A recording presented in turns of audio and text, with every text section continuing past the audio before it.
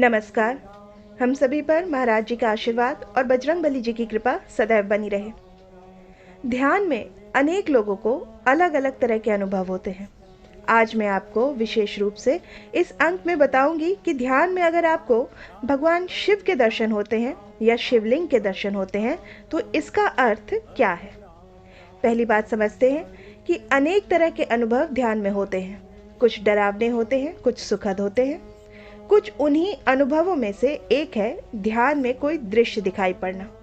सबको नहीं दिखते, लेकिन जब दिखते हैं, जैसे किसी को ध्यान में एक नवजात शिशु दिखाई देता है, किसी को फूल दिखता है, किसी को भंवर दिखता है, किसी को पूरा ब्रह्मांड दिखाई पड़ता है, चांद सितारे दिखाई पड़ते हैं।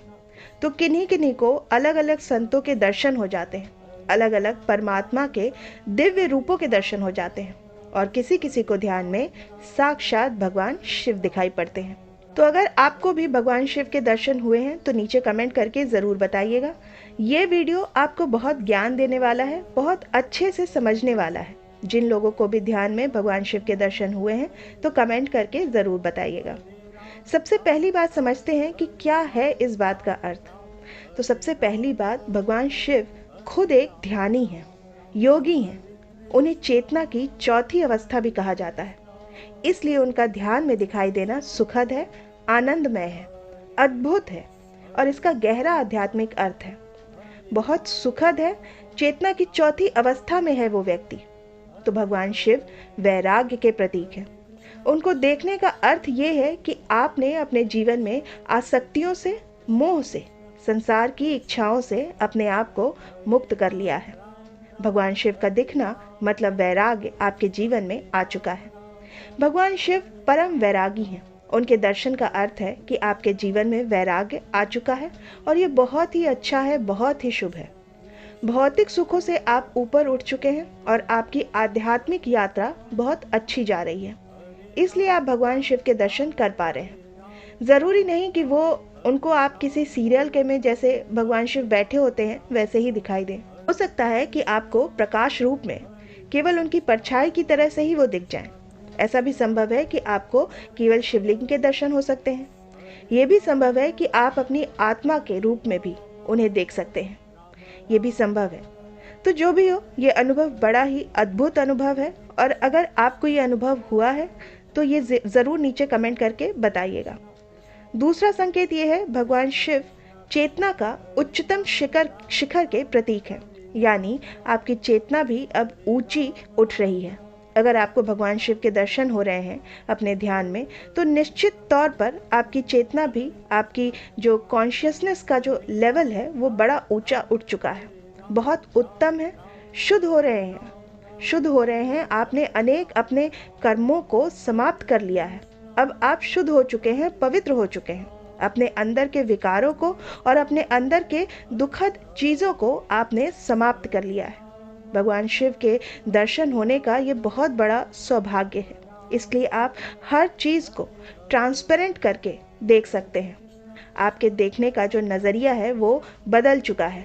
तो आप ऊंचे उठ चुके हैं, आपकी चेतना का स्तर ऊंचा उठ चुका है। अब आपको संसार की छोटी छोटी चीज़ें तकलीफ नहीं दे रही हैं।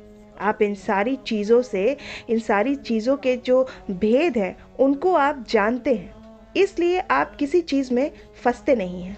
भगवान शिव का परम वैरागी होना और उनका आत्मा की सर्वोच्च अवस्था में होना, ये आप महसूस कर पा रहे हैं। नंबर 3, भगवान शिव त्रिनेत्रधारी हैं। तो इसका मतलब ये है कि त्रिनेत्र का अर्थ क्या है। त्रिनेत्र का अर्थ है, आप जानते हैं, उनकी जब आँख खुलती है तो विध्वंस भी करती है, अर्थात पुराने विचार, पुरानी धारणाएं, पुराने विश्वास, पुरानी बातें आपके दिमाग से मिटाने की ज़रूरत है।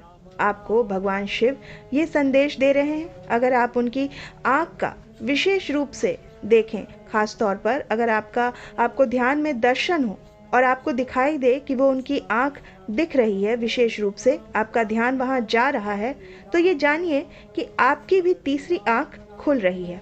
आपको अपने अंदर और उन्नति करने की ज़रूरत है, कुछ और चीज़ें भी करने की ज़रूरत है। परिवर्तन होने वाला है। जीवन में पुरानी धारणाएं टूटें। पुराने लोग जो जीवन में किसी काम नहीं आ रहे हैं वो आपसे दूर चले जाएंगे। पुरानी बातें, पुरानी पुरानी चीज़ें, पुराने विचार, इन सब से बाहर आ जाएंगे। इनको देखने का नज़रिया जो है अब बदल जाएगा। पुरानी चीज़ें छूटे तो ही नहीं आएंगी। इसलिए भगवान शिव का अपने त्रिनेत्रधारी रूप में दर्शन देना बहुत बड़ी बात है, बहुत सौभाग्यशाली है। इसके साथ साथ जो है भगवान शिव का त्रिनेत्रधारी होना जो है वो जागृति और इंट्यूशन से भी जुड़ा हुआ है। हो सकता है उनका दिखना अपने आप में आपकी इंट्यूशन पावर को मल्टीप्लाई कर दे। तो आप आध्यात्मिक जागृति की राह पर चल चुके हैं। आप अपनी सेल्फ रियलाइजेशन के नज़दीक पहुंच पा रहे हैं, ये बड़ी बात है। चौथी बात, ध्यान में भगवान शिव का दिखना एक तरीके से आपका पुनर्जन्म है, क्योंकि भगवान शिव आप में अहंकार का नाश करके आपको एक नया व्यक्तित्व प्रदान करते हैं। इसलिए आपका न केवल आध्यात्मिक विकास होता है, बल्कि आप आत्म जागरूकता के बलबूते पर अपने अंदर की कई क्षमताओं का विकास कर पाते हैं। शिव आपकी चेतना में समाये हुए हैं। उनका दिखना आपको गहरे ज्ञान की अनुभूति की ओर ले चलता है। उनका ध्यान में देखना आपकी आध्यात्मिक जागृति या कुंडलिनी जागरण का प्रतीक हो सकता है। तो बहुत बड़ी बात है, भोले बाबा के दर्शन कोई मजाक नहीं है, बहुत बड़ी बात है। तो धन्यवाद करिएगा कि उनके दर्शन आपको हो रहे हैं। इसका मतलब ये है कि आप गहरी आध्यात्मिक उन्नति आपकी हो चुकी है, हो रही है, और उनके आने से आपके जीवन में अनेक तरह के नए बदलाव आएंगे।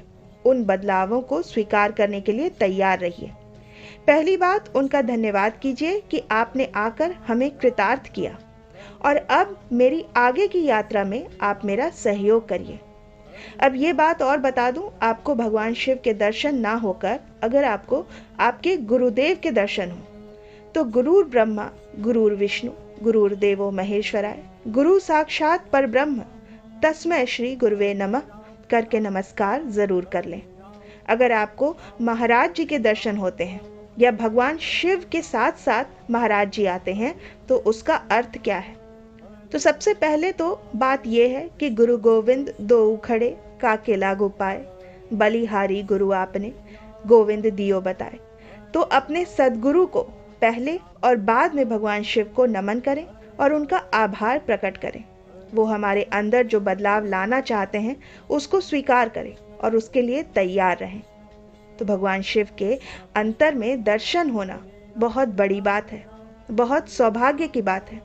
तो ज़रूर धन्यवाद करें कि उनके दर्शन हुए और आभार प्रकट करें कि आपके जीवन में इतना बड़ा सकारात्मक बदलाव आया कि आप इस अवस्था तक पहुंच पाए। नहीं तो लोगों को मृत्यु के बाद ही दर्शन होते हैं। धन्यवाद करें कि आपको जीते जी दर्शन हो रहे हैं। मैं आशा करती हूँ ये जानकारी आपके लिए उपयोगी होगी। इस अंक को हम यहीं विराम देते हैं। मिलते हैं आपसे अगले अंक में। तब तक के लिए जय श्री राम, जय बाबा की। हरे राम राम राम हरे राम राम राम हरे राम राम राम हरे कृष्ण